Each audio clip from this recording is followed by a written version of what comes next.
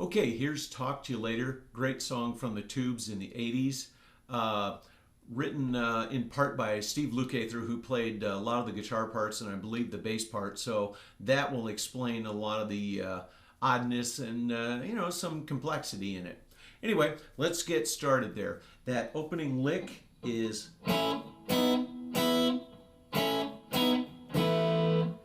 really important that open E string rings out with every chord, and also the right hand palm muting is really important because it's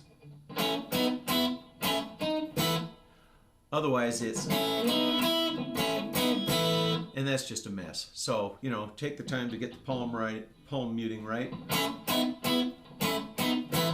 Okay, you go to the verse and there's a B added, but it's not really a B chord. It's not even a B5. It's just basically a B note. You're kind of playing it along with the bass.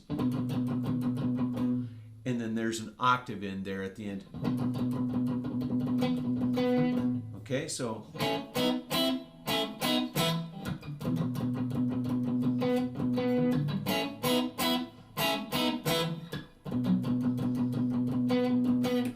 basically like that. Okay, you get to that nice little pre-chorus area there, and you've got some, again, some arpeggiated chords that are very open, very chimey. They're not palm muted, and they sound even a little bit like they're influenced by the Byrds. So you got an E, an A sus2, what is probably a C sharp minor 7 with a G sharp bass, and then back to that A sus2. Second half begins the same with the E, the A sus2, and then you've got a probably a D6 sus2 / A. And then after all that hard work and study, you get a nice fat B5 or B5. Hey, there's your reward there. So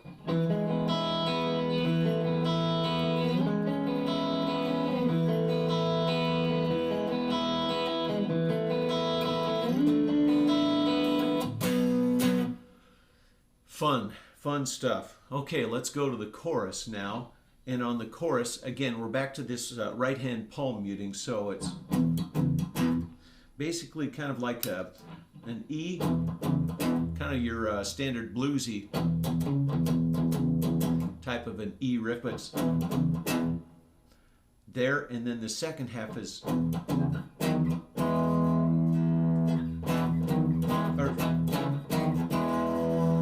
so it's a little unusual, and again, it's palm muted, so it's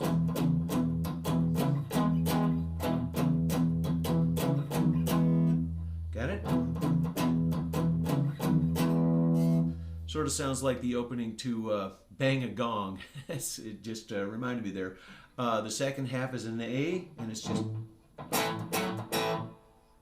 just pretty much an analog of the first half of the E, and then so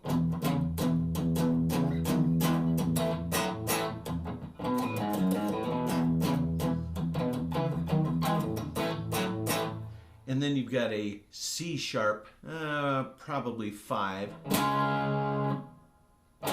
Yeah, definitely a 5, because if that major rings out, it could be a C sharp major, but I would prefer to hear it as a C sharp 5. And then a B5, so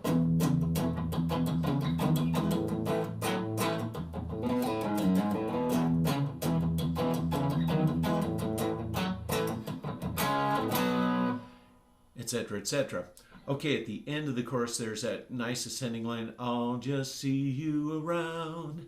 And I have listened and listened and listened to that to see if there's actually a chord structure in there, and I can't find one. Anything that I add in, whether it's a 5 or a major or a minor, just seems to pretty it up too much and kind of get in the way of that neat vocal arrangement. So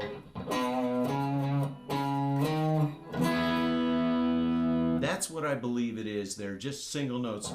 B, C sharp, C sharp, D sharp, E, 5. Make it a real nice open ringy E5 to go along with that great vocal chord. So.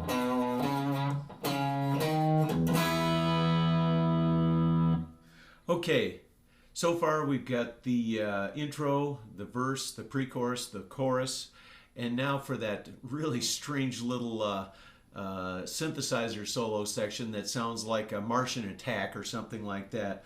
Again, we're going back to the palm muting on the right hand. So basically you're on the 5th and the 4th strings, and the shapes are like this. Next sequences.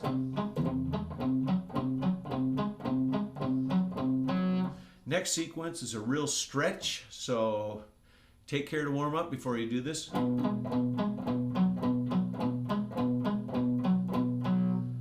then the last sequences.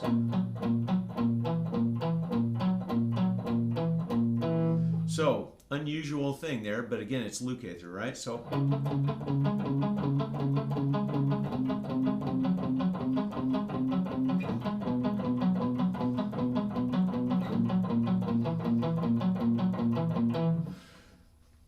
Unusual stuff, but a lot of fun to play. But again, make sure you warm up that left hand before you start doing stuff like this, unless you've got giant hands. And if you do, then congratulations, and the rest of us just hate you, okay? Oh, at the end of that sequence there, the reward for playing all those tough positions is a nice A5, and then a nice B5, and then you're back to the chorus.